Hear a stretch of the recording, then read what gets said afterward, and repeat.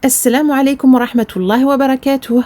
J'espère que cette vidéo vous trouvera en très très bonne santé ainsi que vos proches. Bismillahir rahmanir rahim. Wassalati wassalam ala ashrafil mursalin. Sayyidina Muhammadin wa ala alihi wa sahbihi wa tabi'in. Nous allons aujourd'hui nous concentrer sur Souratul Kawthar, une sourate très petite car elle ne comporte que 3 versets. Mais dans ces 3 versets, il y a des choses à connaître, des choses à comprendre pour pouvoir les appliquer et lire correctement cette sourate. أعوذ بالله من الشيطان الرجيم بسم الله الرحمن الرحيم إنا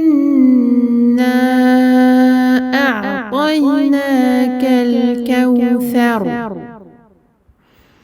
فصل لربك وانحر إن شانئك هو الأبتر إنا. Je m'arrête ici. Donc je fais 2 temps ici parce que je m'arrête pour expliquer le noun, mais nous verrons juste après que pour ce alif rose avec une vague au-dessus de lui, ce sera 4 temps.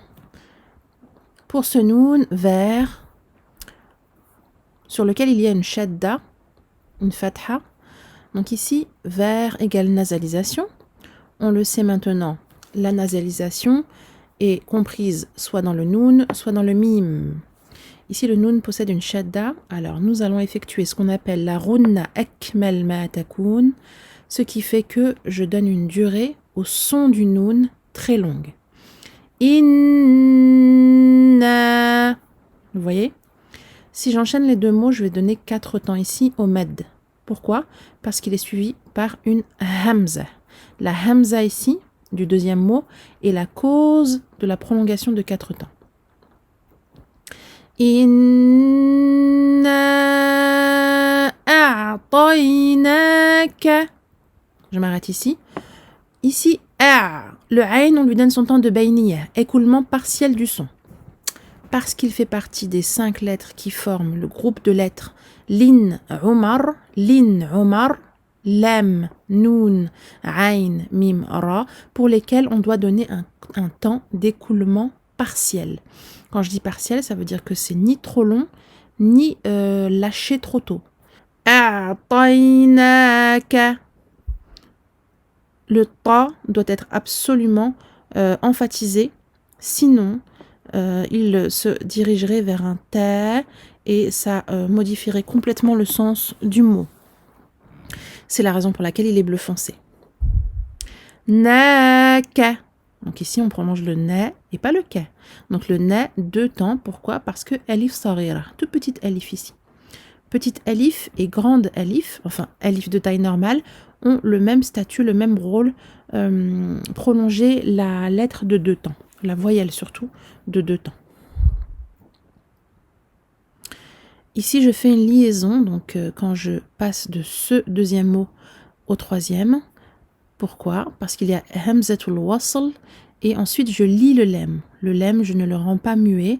Ici, il est tout noir, vous le voyez, il est surmonté d'un soukoun et la lettre qui le suit est une lettre qamariyah. Donc en grammaire arabe, les lettres qamariyah, ce sont les lettres lunaires, lettres pour lesquelles il faut lire le lem de l'article alif lam. Inna a'taynaka al-kawthar. Une erreur fréquente est de passer trop vite sur ce lem. Il faut vraiment lui donner à lui aussi son temps de bayniyah ou tawassut. Ce qui veut dire, en fait, je répète encore l'explication, la catégorie intermédiaire entre ash-shiddah et ar-rakhawa. La catégorie du milieu, quand on parle de durée, en fait, de durée du son, de l'écoulement du son. Kaou. Kaou, c'est également lin. Lin, vous voyez ici 2 exemples. Donc, el-lin, c'est simple, c'est soit waou soukoun précédé d'une fatha, soit ya soukoun précédé d'une fatha.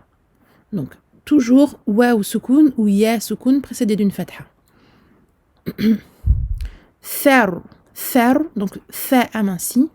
On sort bien le bout de la langue, attention à ne pas prononcer un sin. Et le ra à la fin de ce verset est emphatique.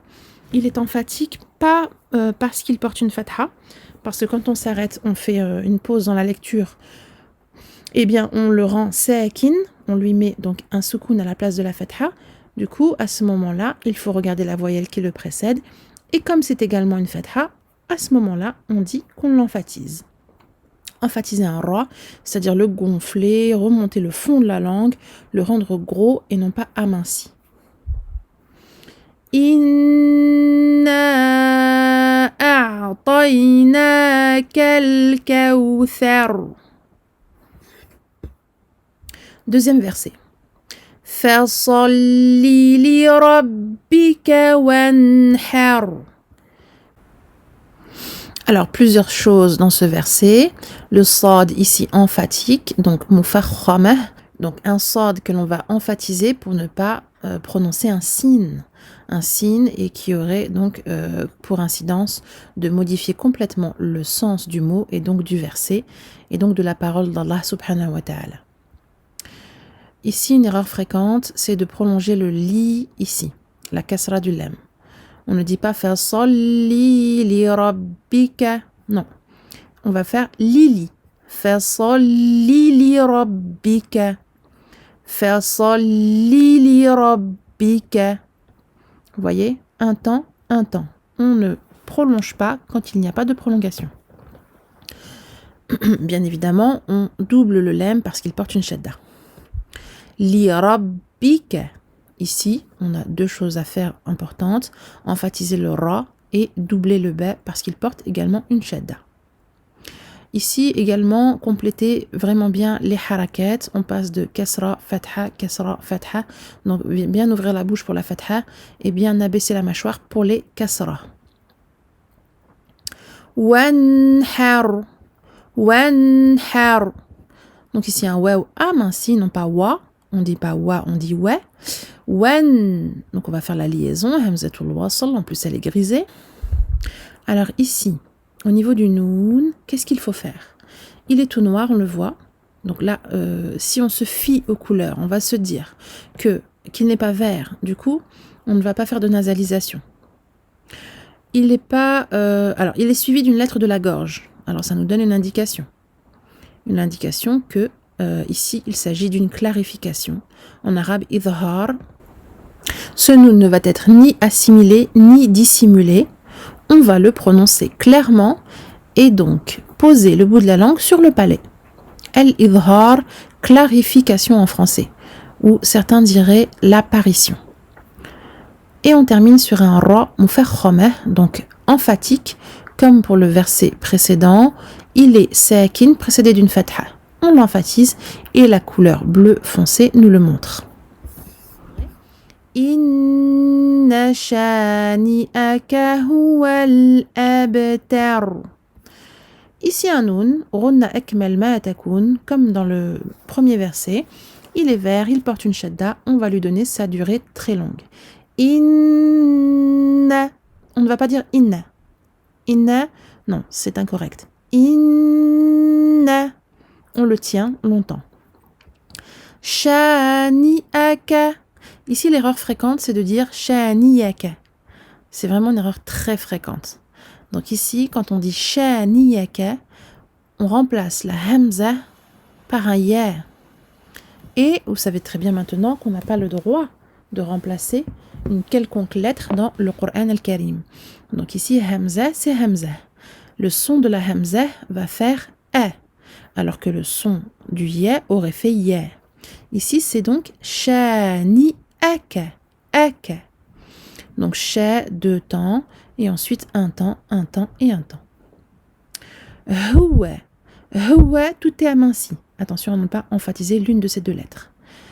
Huwal abtar. Donc j'ai fait la liaison, comme à notre habitude, hamzatul wasl. On va lire le lam ici. Il est noir et au-dessus de lui un soukoun. Et ensuite un ba avec sa qalqalah Pourquoi qalqalah? Parce que ba fait partie des lettres de la qalqalah. Qatbu jad, donc les 5 lettres pour lesquelles, quand elles sont sakinet, donc quand elles portent un soukoun, doivent rebondir. On doit les faire jongler. On doit toucher le makhraj, donc le point de sortie, et le lâcher aussitôt, et non pas appuyer dessus. Ab. On l'a vu dans la leçon 10 de Nouraniya. Jetez-y un œil, c'est donc la première lettre que nous avions vue dans cette leçon 10 de la méthode Nouraniya. Et à ce moment-là, on a vu que on prononçait la qalqala du ba de cette façon. Ab. Donc ici, c'est pareil. Abtar. Ta aminci, attention à ne pas dire abtar. Alors là, ça modifiera le mot complètement. Le ta est un ta aminci et non pas un ta emphatique. Huwal abtar.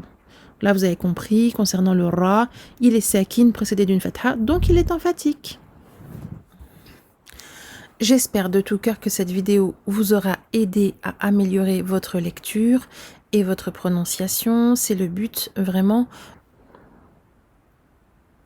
Allahumma la sahla illa ma ja'altahu sahla wa anta taj'al al-hazna idha shi'ta sahla. Oh Allah, facilite pour nous la lecture du Coran, la bonne prononciation et le fait de l'appliquer et de le méditer. Très très très important. Barakallahu fikunna wassalamu alaykum wa rahmatullahi wa barakatuh.